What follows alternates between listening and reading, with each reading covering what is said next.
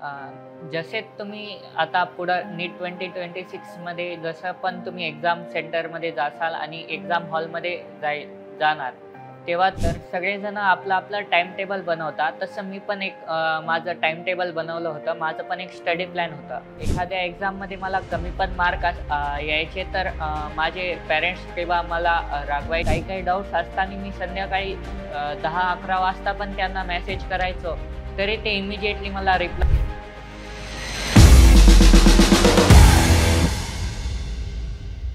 Hi, I am Ramprasanna Govind Mantri. I am from Manwad, district Parmani. I am an IIBN. माझे पप्पा एक दुकानदार आहे, किराणाची दुकान आहे आमची आणि माझी मम्मी हाऊसवाईफ आहे. माझा नीट 2025चा स्कोअर 541 मार्क्स आहे. पेपरच्या दिवशी 4 मे 2025ला माझे आई-वडील आणि मी सेंटरवर गेलो होतो. एक साइड थोडी म्हणजे मी थोडा नर्वस होतो. पण थोडं वाटू लागलं, की नाही आपण एवढे पेपर चांगले सोडवले, तर एक कॉन्फिडन्स पण होता. पण एक्झाम सेंटरमध्ये गेल्यावर मी एक्झाम हॉलमध्ये गेलो आणि तिथं थोडा वेळ बसल्यावर म्हणजे मी मेडिटेशन केलं. त्याच्यानं मी थोडं म्हणजे चांगलं वाटू लागलं. त्याच्यानं मला बेटर फील झालं.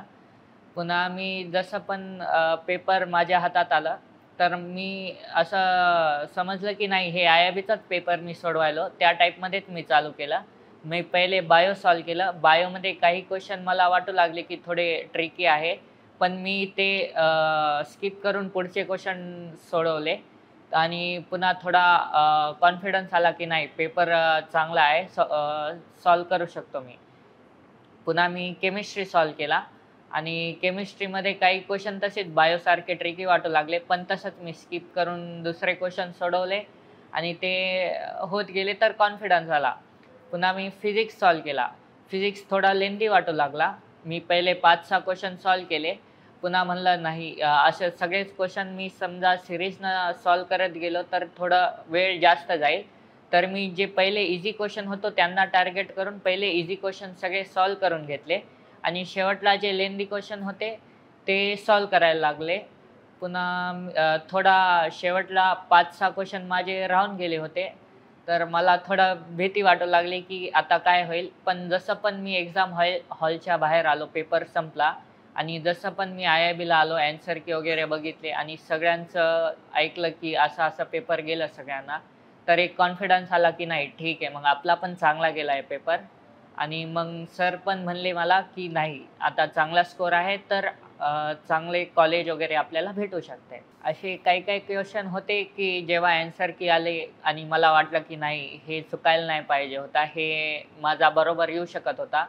पण तेव्हा मी पेपर सोडवताना थोडा पॅनिक झालो आणि त्याच्यामुळं थोडीशी मिस्टेक झाली माझ्याकडून आणि मग त्याच्यामुळं ते उत्तर चेंज झाला, तर माझा ॲन्सर चुकून गेला. पण समजा मी तिथं थोडं शांतीनं म्हणजे सॉल्व्ह केलं असतं क्वेश्चन आणि थोडं म्हणजे लक्षपूर्वक केलं असतं, तर ते क्वेश्चन माझं राईट झालं असतं आणि असे 5-6 क्वेश्चन होते माझे, तर 30-40 मार्क माझे अजून वाढू शकत होते पेपरमध्ये. जसे तुम्ही आता पुढं नीट 2026मध्ये जसं पण तुम्ही एक्झाम सेंटरमध्ये जासाल आणि एक्झाम हॉलमध्ये जाणार, तेव्हा तुम्ही लक्ष द्या, की जेवढं काम राहता येईल तेवढं काम राहा आणि तुम्ही काही एक्सपेक्ट करून जाऊ नका, की असा पेपर येऊ शकते. एन-टी-ए आपल्याला कसं पण सरप्राईज करू शकते. तर आपण प्रत्येक सिच्युएशनसाठी रेडी असायला पाहिजे आणि काही असं विचार करून जाऊ नका, की मला असं पाहिजे. तर तुम्हाला थोडं म्हणजे तिथं प्रेशर असेल आणि तुम्ही जेवढे फ्री राहून पेपर देताल, तेवढे तुमची सिली मिस्टेक कमी होतील आणि पेपर तुमचा चांगला जाईल आणि दिवसभर आपण विचार करतो, की एवढं-एवढं मी अभ्यास कराल. पण समजा तुम्ही तेवढा अभ्यास केला आणि काही केलं नाही, तर तुम्ही खूप स्ट्रेसमध्ये येऊन जाताल. त्याच्यासाठी काही एक्स्ट्रा 10-15 मिनिटासाठी का होईना, तुम्ही एखादी हॉबी ठेवायला पाहिजे. ज्याच्यानं तुमचा माइंड रिलॅक्स होईल आणि तुम्ही फ्रेश राहाल. तर सगळेजण आपलं-आपलं टाईम टेबल बनवतात. तसं मी पण माझं टाईम टेबल बनवलं होतं. माझं पण एक स्टडी प्लॅन होतं. पण असं फिक्स नव्हतं, की एवढं-एवढं बायो, एवढं-एवढं फिजिक्स, एवढं-एवढं केमिस्ट्री. मी त्याला थोडं फ्लेक्सिबल ठेवलं होतं. म्हणजे अकॉर्डिंगली म्हणजे जशी सिच्युएशन असेल. बायोला जास्त नीड असेल तर बायोला जास्त टाईम द्यायचो किंवा केमिस्ट्रीला असेल तर केमिस्ट्रीला आणि फिजिक्सला असेल तर तसं फिजिक्सला द्यायचो टाईम. आणि जसं IIB वीकली टेस्ट ठेवत होते, त्याच्या अकॉर्डिंगली मी त्या वीकचा प्लॅन ठरवत होतो आणि त्याला फॉलो करत होतो. आणि असं होत नाही की 100%च आपण करू शकतो त्याला फॉलो. तर त्यामुळे थोडी फ्लेक्सिबिलिटी तुम्ही टाईम टेबलमध्ये ठेवली, तर तुमचे जे ठरवलेले प्लॅन्स आहेत ते कंप्लीट होतात. तर ह्या 2 वर्षाच्या जर्नीमध्ये माझ्या पॅरेंट्सचा खूप इम्पॉर्टंट रोल होता या सगळ्यामध्ये. तर ते म्हणजे माझी आई रोज मला मी जसं हॉस्टेलवर राहत होतो, तर आई मला रोज संध्याकाळी फोन लावायची. रोज काय झालं, काय नाही ते विचारायची. आणि मग त्यांना बोलल्यावर समजा दिवसभरचा माझा स्ट्रेस जे पण असायचा ते कमी होऊन जायचा आणि पुन्हा मी फ्रेश होऊन जायचो. आणि जसं 11th मध्ये ते थोडं जास्त म्हणजे लक्ष एवढं नव्हतं. पण जसे पण 12th मध्ये मी आलो, तर ते रेग्युलरली माझ्याकडे यायचे, सरला भेटायचे. काय आहे, काय नाही सगळं विचारायचे आणि फॉलोअप घेऊन खूप माझ्यावर चांगलं लक्ष द्यायचे. लांब असून पण ते माझी खूप म्हणजे काळजी करत होते. एखाद्या एक्झाममध्ये मला कमी पण मार्क यायचे तर माझे पेरेंट्स किंवा मला रागवायचे नव्हते. माझ्यावर कधी प्रेशर नव्हते टाकायचे. उलटीचं ते मला सपोर्ट करायचे आणि मोटिव्हेट करायचे आणि सांगायचे की नेक्स्ट एक्झाममध्ये तू चांगला स्कोर आण. आणि कधी त्यांच्या बोलण्यावरून असं मला काही स्ट्रेस फील नाही झालं. उलटीचे ते मला खूप त्यांचा चांगला सपोर्ट होता आणि ते खूप चांगलं लक्ष द्यायचे माझ्यावर. तर मी IIBला असताना माझे खूप सारे नवीन फ्रेंड्स झाले आणि त्यांच्याकडून मला खूप सपोर्ट पण भेटला. आणि जसं क्लासमध्ये पण असं आम्ही एन्जॉय करायचो. सोबत असताना खूप मजा यायची आम्हाला आणि लेक्चर्स आम्ही खूप चांगल्यानं एन्जॉय करायचो आणि फ्रेंड्स असल्यामुळे आम्हाला ते लेक्चरची अजून चांगली फील यायची. तर नीटच्या जर्नीमध्ये खूप फक्त अभ्यासच महत्त्वाचा नाही, त्याच्यासोबत फ्रेंड्स पण महत्त्वाचे आहे. कारण ते जे सपोर्ट करतात, त्यांच्याकडून पण आपल्याला खूप नवीन-नवीन माहीत पडते, जे आपल्याला माहीत नसते आणि त्यांच्याकडून खूप आपल्याला चांगला सपोर्ट भेटतो. तर माझा एक फेव्हरेट कोट आहे आणि मी ते एक पेजवर लिहून मी जिथं अभ्यास करायचो तिथं लावलेलं होतं. तर ते होतं, "believe in yourself and believe in your abilities and the world will believe in you."